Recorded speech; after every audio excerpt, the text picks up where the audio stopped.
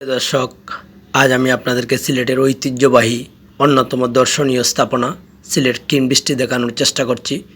এই কিনবৃষ্টি বাংলাদেশের অন্যতম দীর্ঘতম নদী সুরমা নদীর ওপর অবস্থিত।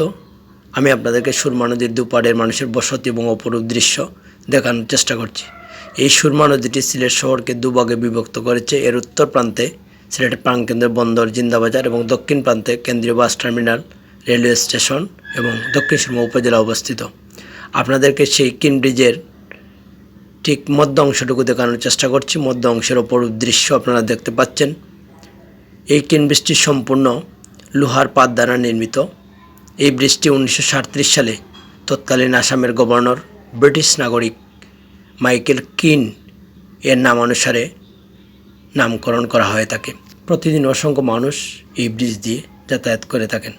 এই কিনব্রিজের পাশেই সিলেটের অন্যতম একটি সরকারি স্থাপনা সিলেট সার্কিট হাউস অবস্থিত, যেখানে সিলেটে ঘুরতে আসা অসংখ্য ভিআইপি মানুষ এখানে রাত্রি যাপন করে থাকেন। আপনারা দেখতে পাচ্ছেন কিনব্রিজ দিয়ে কি সুন্দরভাবে অসংখ্য মানুষ যাতায়াত করছেন। দক্ষিণ সুরমা, মৌলভীবাজার, হবিগঞ্জ থেকে অসংখ্য মানুষ বাস যুগে সিলেটে আসার পর সিলেটের বাস টার্মিনাল থেকে সহজেই সিলেটের প্রাণকেন্দ্র বন্দর, জিন্দাবাজার, কোর্ট এবং বিভিন্ন শিক্ষা প্রতিষ্ঠানে এই ব্রিজ দিয়ে সহজে যাতায়াত করে সিলেটের প্রাণকেন্দ্রে প্রবেশ করে থাকেন এবং সিলেটের প্রাণকেন্দ্র থেকে সিলেটের বাহিরে এই ব্রিজ অতিক্রম করে যাতায়াত করে থাকেন।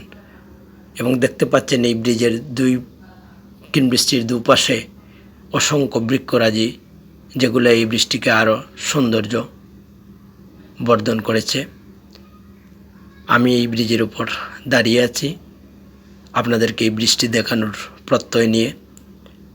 সম্মানিত দর্শক, আমার চ্যানেলটিকে সাবস্ক্রাইব করে লাইক কমেন্ট দিয়ে আমার সাথে থাকার প্রত্যয় নিয়ে আজকের মতো বিদায় নিচ্ছি। সবাই সুস্থ থাকুন, ভালো থাকুন।